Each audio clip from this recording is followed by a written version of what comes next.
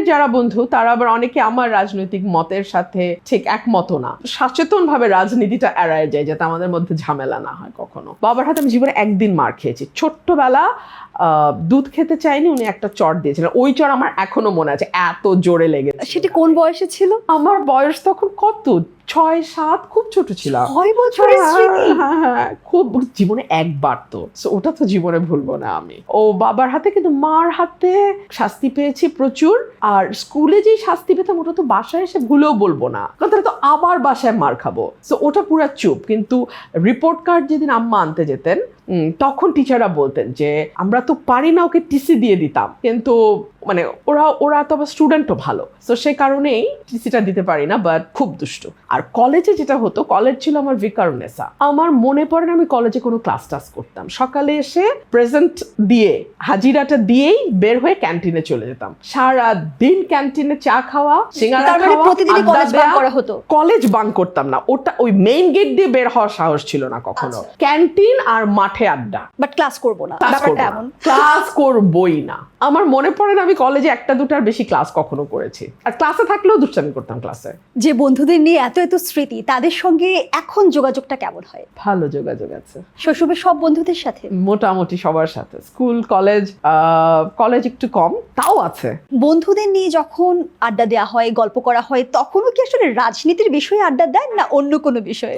রাজনীতি আসেই না আমাদের আড্ডায়। আমাদের আড্ডা খুবই চাইল্ডিশ, হাসাহাসিতে ভরা, এবং আমাদের রাজনীতি আসে না। আবার আমার স্কুলের যারা বন্ধু তারা আবার অনেকে আমার রাজনৈতিক মতের সাথে ঠিক একমত না। সো আমরা খুব সচেতন ভাবে রাজনীতিটা এড়ায় যাই যাতে আমাদের মধ্যে ঝামেলা না হয় কখনো। ছোটবেলায় ঈদ নিয়ে আমাদের যে একটা পরিকল্পনা থাকে যে ঈদের পোশাক কিনবো, নতুন পোশাক কাউকে দেখাবো না, লুকিয়ে রাখবো, এমনটা হতো কি? এটা তো ছোটবেলায় সবারই থাকে কম বেশি, কিন্তু আসলে আমি লুকাবোটা কার কাছ থেকে? হ্যাঁ, সাধারণত তো কি হয়, ভাই বোন থাকে, সাথে বড় হয়। আমার তো আসলে আমি মোটামুটি একা একাই বড় হয়েছি, সো আমার তো লুকানোর ওরকম ছিল না। তবে ঈদগুলো আসলে আমার খুবই রঙিন ছিল, কারণ আমার খালা, ফুপু, চাচা, মামা আমার মানে গিফট আসতো। আমি এখন যেমন খুব শাড়ি পছন্দ করি, শাড়ি যাই পাই খুব খুশি লাগে।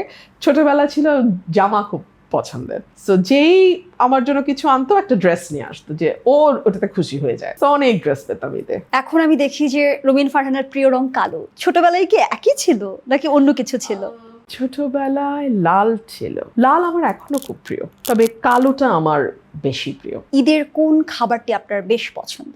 আমার মায়ের হাতের টিকিয়া। আমার মা দুটো ঈদে নিজে রান্না করতেন সব সময়, সো ওনার টিকিয়াটা খুব মজা ছিল, ওনার রোস্ট খুব মজা হতো, আর উনি চিংড়ি দিয়ে রান্না করতেন, আনারস, ওটাও খুব মজা হতো। সো মায়ের এই 3টা রান্না আমার মনে পড়ে ছোটবেলা। আর যদি ঘুরে বেড়ানোর কথা জিজ্ঞেস করি, ভ্রমণ করতে কতটা পছন্দ করে? ভীষণ পছন্দ করি, কিন্তু আমার লাস্ট বেশ অনেক বছর আমি দেশের বাইরে কাজ ছাড়া যাওয়া হয় না, এবং গেলেও সেটা ওই কাজ যে কয়দিন, 3 দিন 4 দিন, যে কয়দিন কাজ ওই কয়দিন, বিকজ আমার মাকে একা রেখে আমার পক্ষে যাওয়াটা ভেরি ডিফিকাল্ট। দেশের ভেতর কোন জায়গাটিতে বারবার যেতে চাইবেন? দেশের ভেতর সিলেটে আমার খুব ভালো লাগে যেতে।